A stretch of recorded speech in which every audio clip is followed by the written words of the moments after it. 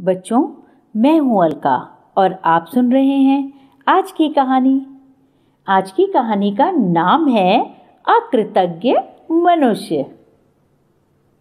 किसी गांव में एक गरीब ब्राह्मण रहता था। उसका नाम रामू था।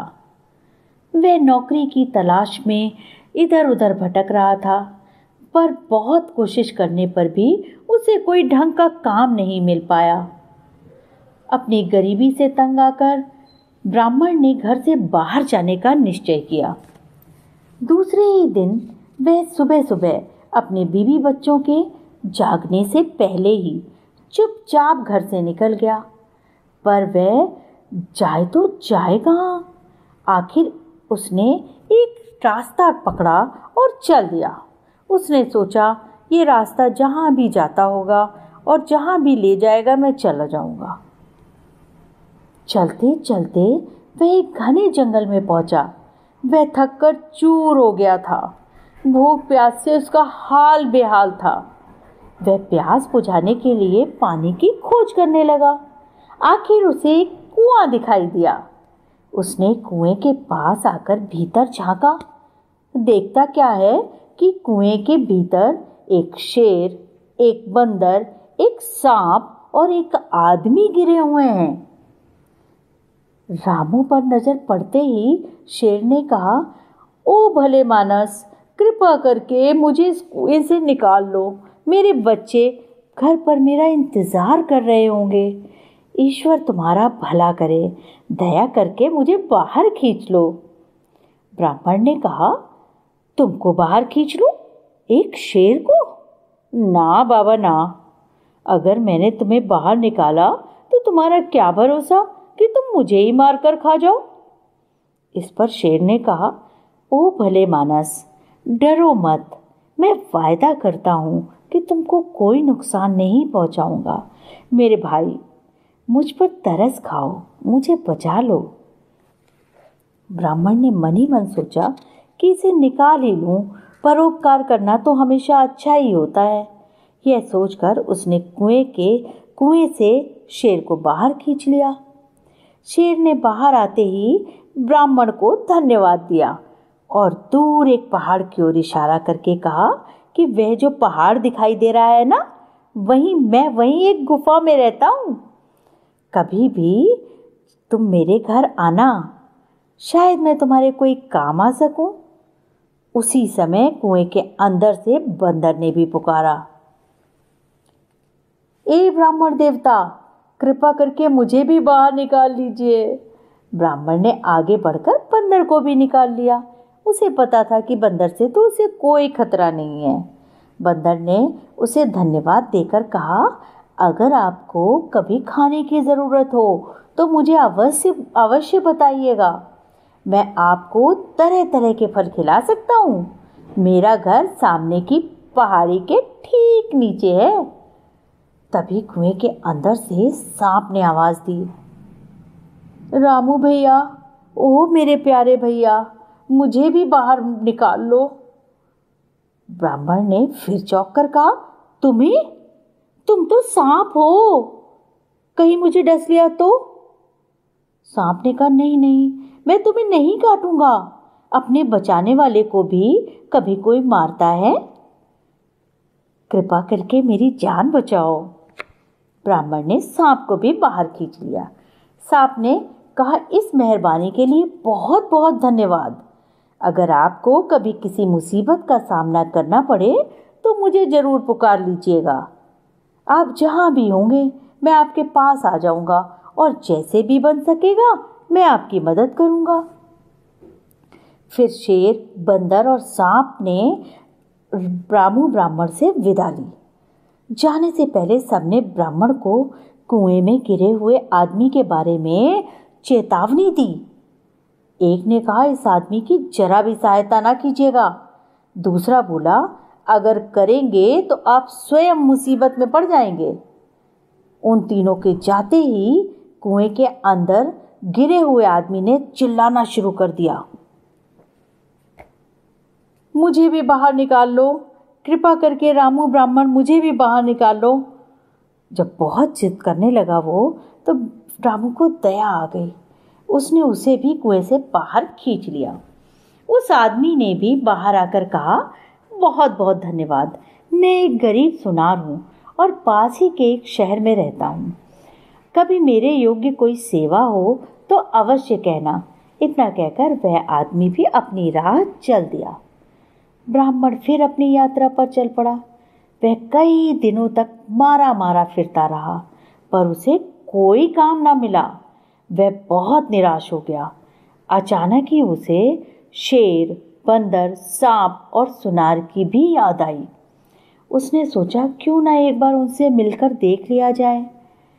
सबसे पहले वह बंदर के पास गया। बंदर ने ब्राह्मण का बड़ा स्वागत किया। उसके खाने के लिए उसके सामने आम, अंगूर, अनानास, केले और तरह तरह के फलों का ढेर लगा दिया। ब्राह्मण ने छक कर फल खाए। पर पेट भोजन करने के बाद ब्राह्मण ने इस स्वागत सत्कार करने के लिए बंदर के प्रति बड़ा आभार प्रकट किया। इस पर बंदर ने कहा, मेरे घर में आपका हमेशा ही स्वागत होगा। अब ब्राह्मण शेर की परीक्षा करना चाहता था।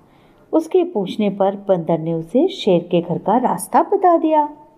ब्राह्मण को देखते ही शेर उसका स्वागत करने दौड़ा। वह अपने बचाने वाले को भूला नहीं था। उसने ब्राह्मण को एक सोने का कीमती हार और कई गहने भी दिए। वह गहने उसे एक राजकुमार से मिले थे। गहने पाकर ब्राह्मण बहुत प्रसन्न हुआ और शेर को धन्यवाद करके आगे बढ़ा। रास्ते में उसने सोचा, आखिर मेरी यात्रा सफल हो ही गई। मैं इन गहनों को अच्छे दामों पर बेचकर घर लौट जाऊंगा। मुझे वापस आया देखकर मेरी पत्नी भी खुश हो जाएगी। गहने बेचकर खूब पैसा मिलेगा, फिर तो हम सुख के जीवन बिताएंगे। मगर गहने को बेचा कहाँ जाए? तभी उसे सुनार की याद आई। वह सीधा सुनार के घर की ओर चल दिया। ब्राह्मण को देखकर सुनार बहुत खुश हुआ। उसने पूछा, आपका यहाँ आना कैसे हुआ? मैं आपको एक कष्ट देने आया हूँ। मेरे पास कुछ गहने हैं, मैं चाहता हूँ कि आप उन्हें बिकवा दो। ब्राह्मण ने कहा। सुनार हार और गहने लेकर उन्हें परखने लगा। फिर कहने लगा, इसमें कष्ट की क्या बात है मित्र, मैं आपकी सहायता अवश्य करूँगा, लेकिन इस बारे में पहले एक और सुनार से राय ले लेना अच्छा होगा। आप कुछ देर आराम से बैठिए, मैं अभी उससे मिलकर आता हूँ। सुनार ने अपनी पत्नी को बुलाया और मेहमान का आदर सत्कार करने को कहा और स्वयं गहने लेकर बाजार चला गया। गहने लेकर वह सीधे राजमहल में पहुंचा। उसने राजा से भेंट की और उसे ब्राह्मण के गहने दिखाए। उसने कहा, महाराज, ये वही गहने हैं जिन्हें राजकुमार के लिए मैंने बनाया था। एक आदमी ने बेचने मेरे पास आया है। मैं उसे अपने घर बैठाकर ये गहने दिखाने के लिए आपके पास दौड़ा आया हूँ। यह देखकर राजा को बहुत गुस्सा आया। उसने कड़क कर पूछा, कौन है वह? बदमाश ने मेरे बेटे की हत्या कर गहने छीने हैं। सुनार ने कहा, महाराज, वह एक ब्राह्मण है, अभी मेरे घर में ही बैठा हुआ है। राजा ने सिपाहियों को पुकारा। उसकी आवाज़ सुनते ही वे दौड़े आए। राजा ने हुक्म दिया कि इस सुनार के घर में जो आदमी बैठा है उसे अभी और इसी समय पकड़कर जेल में डाल दो। उसकी क्या सजा होगी इसका फैसला कल किया जाएगा। सिपाहियों ने ब्राह्मण को पकड़कर जेल में बंद कर दिया। यह अचानक उल्टी घटना ब्राह्मण के समझ में नहीं आई। उसने पहरेदार से पूछा, तुमने आखिर मुझे पकड़ा क्यों है? पहरेदार ने जवाब दिया, क्योंकि तुमने राजकुमार की हत्या करके उसके गहने लूटे हैं। तुम्हारे अपराध की सजा मौत से कम नहीं होगी। पहरेदार की बात सुनते ही रामू ब्राह्मण आश्चर्यचकित रह गया। हत्या के झूठे आरोप से वह घबरा गया, मगर बेचारा करता भी क्या? वहां उसकी मदद करने वाला कौन था? इस मुसीबत के समय ब्राह्मण को सांप की याद आई, जिसे उसने कुएं के बाहर निकाला था। उसने सांप को पुकारा। पुकारते ही सांप उसके पास आ गया। सांप ने कहा, कहो भाई, मैं तुम्हारी क्या सेवा कर सकता हूँ? ब्राह्मण ने कहा, इन लोगों ने मुझे जेल में बंद कर दिया है। अब ये मुझे फांसी की सजा देने वाले हैं। मैंने तो किसी की हत्या नहीं की। फिर ब्राह्मण के गहने प्राप्त होने से जेल में बंद होने तक की सारी घटना उसने उसको बता दी। मुझे ऐसे अपराध के लिए फांसी दी जाएगी जो मैंने किया ही नहीं है। रामू ब्राह्मण की बात सुनकर सांप विचार करने लगा। सोचकर उसने कहा, मुझे एक उपाय सूझा है। ब्राह्मण ने उत्सुकता से पूछा, क्या उपाय है? सांप ने कहा, मैं चुपके से रानी के कमरे में जाऊंगा और उसे काट लूंगा। मेरे जहर से रानी बेहोश हो जाएगी। फिर चाहे कोई कैसा ही उपचार करे, उसे होश नहीं आएगा। ब्राह्मण ने पूछा, फिर क्या होगा? सांप ने ब्राह्मण को समझाया, मेरे जहर का असर तब तक रहेगा जब तक कि तुम अपने हाथों से रानी का माथा नहीं छुओगे। रामू ब्राह्मण की कोठरी से निकलकर सांप महल की ओर चल पड़ा। वहां पहुंचकर चुपके से रानी के कमरे में घुस गया और रानी को काटकर वहां से निकल गया। सांप के काटते ही रानी बेहोश होकर गिर पड़ी। रानी के बेहोश होते ही महल में अफरा तफरी मच गई। कुछ ही देर में यह पूरी खबर राज्य भर में फैल गई। खबर सुनकर प्रजा बहुत दुखी हुई। सब जगह यही चर्चा होने लगी कि रानी को सांप ने काट लिया। देश देश के वैद्य हकीमों ने आकर रानी का इलाज किया, मगर उनकी औषधि से रानी को कोई लाभ नहीं हुआ। कोई भी रानी की बेहोशी दूर ना कर सका। अंत में राजा ने शहर भर में ढिंढोरा पिटवा दिया, जो कोई रानी को अच्छा कर देगा मैं उसे इनाम दूंगा। ढिंढोरचियों ने गली कूचे, बाजार, हाट, गांव-गांव में जाकर ये ऐलान कर दिया। सैकड़ों लोग महल में आए। उन्होंने तरह तरह के उपचार किए, पर रानी की बेहोशी नहीं दूर हुई।